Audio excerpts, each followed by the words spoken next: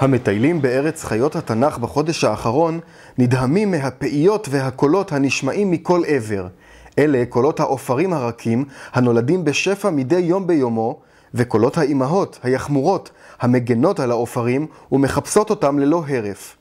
בתחילת האביב מנה עדר היחמורים הגדול כ-70 יחמורים, ועתה, כאשר בכל יום נולדים עופרים נוספים, סביר שהעדר יגיע למספר המרשים של 100 יחמורים. כאן צריך להזכיר שמדובר בגרעין רבייה, ממנו שוחררו אל הטבע יחמורים רבים בנחל כזיב בצפון ובנחל סורק בהרי ירושלים.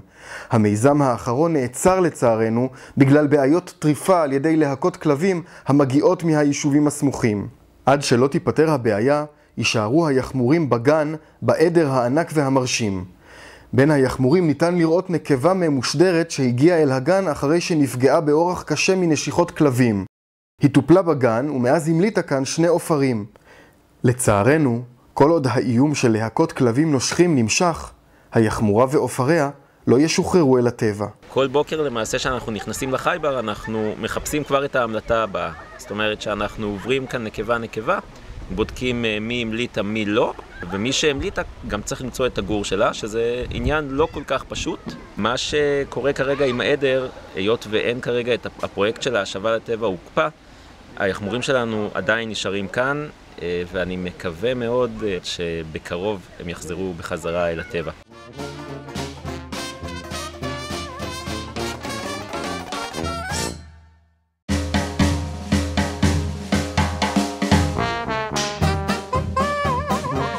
עד כה הודגרו ביצי העופות הדורסים, ובמיוחד הנשרים, במדגרות הנמצאות מאחורי הקלעים.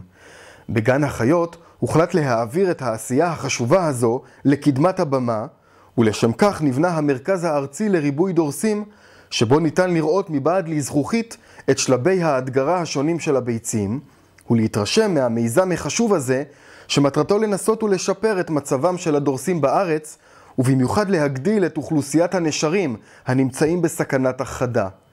הגוזלים הבוקעים במרכז שבגן החיות משוחררים אל הטבע לאחר תהליך ארוך המבוצע בשיתוף עם רשות הטבע והגנים.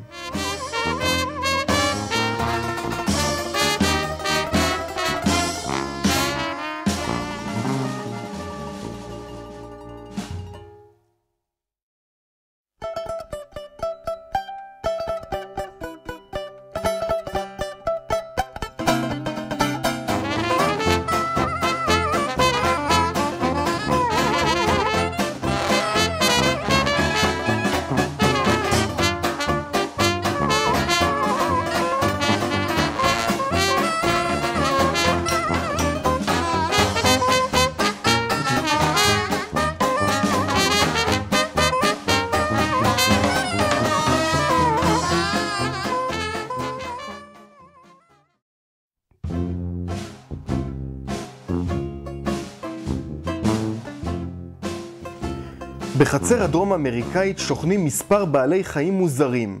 יחד עם הטפירים, הקפיברות והמרות, נמצא שם זוג גמלי בר הקרויים ויקוניה, ועוף גדול, דמוי העין, הנקרא ננדו או ריה. ידידות מוזרה נרקמה בין הוויקוניה לננדו. הם מבלים זמן רב ביחד, מתלטפים ומשחקים זה עם זה, ומתעלמים לחלוטין משוכני התצוגה האחרים. הננדו, שהיה בעבר מציק לטפירים, ויתר אפילו על עיסוקו זה, והוא עכשיו שוחר שלום ואהבה.